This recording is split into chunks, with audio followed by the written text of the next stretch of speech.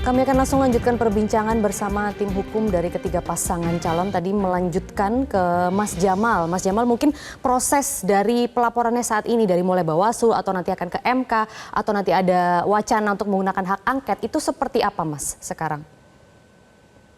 Ya, sekarang kita sedang mempersiapkan beberapa hal berkaitan dengan gugatan kita ke Mahkamah Konstitusi, baik itu secara kualitatif maupun secara kuantitatif.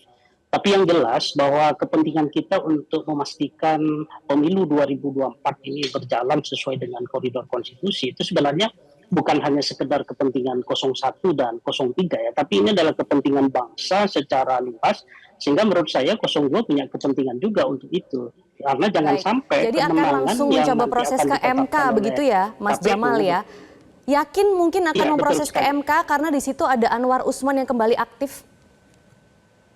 Nah, ini yang kita khawatirkan gitu, karena ternyata Pak Anwar Usman ini pasca putusan Mahkamah Etik itu masih melakukan perlawanan dengan mengajukan ke PT UN gitu ya. Nah, kita sangat tidak berharap beliau akan cawe-cawe lagi di Mahkamah Konstitusi, karena kalau sampai Pak Anwar Usman ini dikembalikan ke kedudukannya sebagai Ketua Mahkamah Konstitusi, ya menurut saya selesailah permainan ini begitu ya. Tidak ada yang bisa kita harapkan dari Mahkamah Konstitusi. Jadi kalau proses pendaftaran saja bisa dimanipulasi sedemikian rupa, ya menurut saya hasil ini ya akan lebih mudah, apalagi dengan data-data quick count dan lain sebagainya. Nah, ini yang dari awal kami menggarisbawahi bahwa kecurangan-kecurangan pemilu yang secara telanjang mata ini ada di hadapan kita, ini harus kita selesaikan bersama. Makanya kepentingannya adalah kepentingan semua paslon sebenarnya, bukan hanya 01 dan 03, karena ini menyangkut soal kredibilitas pemilu dan demokrasi kita. Gitu. Kepentingan semua paslon ya. Apakah juga paslon 02 memiliki kepentingan di sini? Bagaimana Mas Frits menanggapi hal ini? Karena juga sempat ada wacana hak angket. Kalau hak angket ini memang terjadi begitu ya, dan pasangan calon 01 dan 03 bergabung untuk melakukan hak angket, maka jumlah kursi suaranya ini lebih besar dari pasangan calon 02 di DPR. Ya, saya mengajak teman-teman paslon 1 dan paslon 3 untuk tidak menjadi tantrum politik gitu loh. Karenanya suaranya sampai sekarang suara paslon 2 itu lebih besar dari 1 dan 3, kemudian menjadi melakukan tindakan-tindakan akibat dari proses yang ada. Tantrum politik ini ya kan yang seakan-akan sedang terjadi. Semua curang, semua.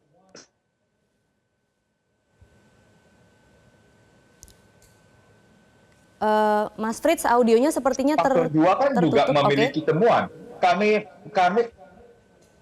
ya sudah Mas, ya, sudah boleh dilanjut. Kalau kami paslon 2 kan, kami kan juga paslon 2 kan juga menemukan adanya KPU yang ketangkap di Wonosobo, ada PPK yang melakukan tindakan di daerah Wonogiri, ada juga di Malang. Kami juga punya temuan terkait dengan pelanggaran-pelanggaran yang terjadi oleh penyelenggara pemilu. Tetapi kan kami simpan semua itu akan menjadi bahan kita pada saat kita ketemu di Mahkamah Konstitusi nantinya. Saya mau mengajak paslon 1 dan paslon 3 melihat bahwa pertanyaannya adalah bahwa kita ini kan negara hukum.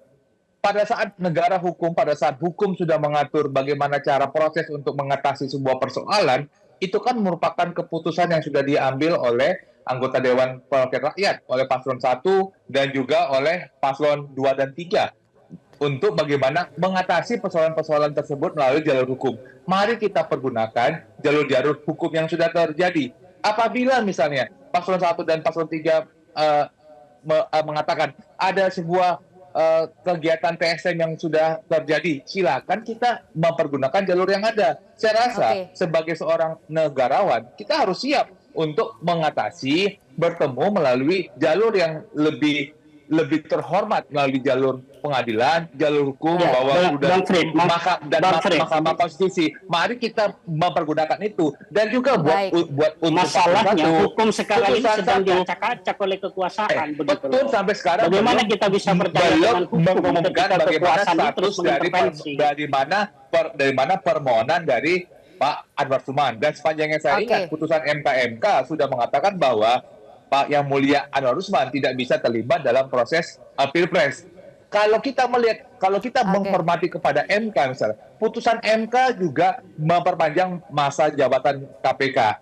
Putusan MK juga memperpanjang usia hakim Ketua Mahkamah Agung. Oke. Putusan MK juga Mas Frits, mengatakan kita bagaimana coba proses pilkada fokus dan yang ada pemilu. di putusan MK untuk pemilu ini ya. Karena saya ingin minta tanggapan ke Poin Bang saya Hendri di adalah, sini. enggak, Bertemu poin saya di adalah jalur bahwa yang lebih MK terhormat. MK itu Pengadilan sudah begitu. memutus begitu banyak hal dalam proses ketatanegaraan kita, dan Oke. kita menghormati semua itu gitu loh. Kenapa Baik. Betul, dan putusan pemilu itu yang paling kemudian semua itu dibahas, diulang. Itu adalah putusan yang kita laksanakan semua, dan saya rasa Baik. Bang Jamal Saya ingin minta dan tanggapan juga Bang Pak Hendri di sini mungkin. kita semua sepakat untuk melaksanakan putusan Oke. Mahkamah Konstitusi.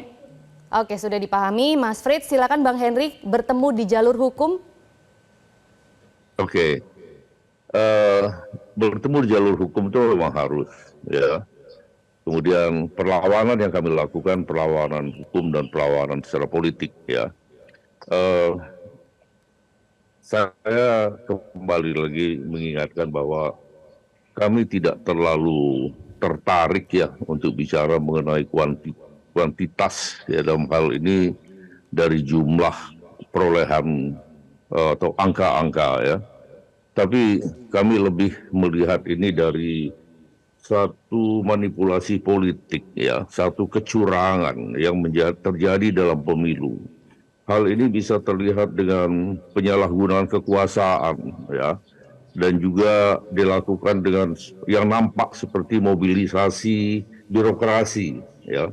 Dan ini nggak bisa dipungkiri bagaimana memobilisasi perangkat desa ya, dari mulai dari abdesi, kemudian mobilisasi Polri ya, ditambah lagi dengan kalau kita bicara mengenai di MK ya, kami bukan sekedar untuk menuntut untuk dilakukan pemungutan suara ulang atau pemilu ulang ya, tapi lebih pada membatalkan hasil pemilihan umum ini nanti yang akan diumumkan ya.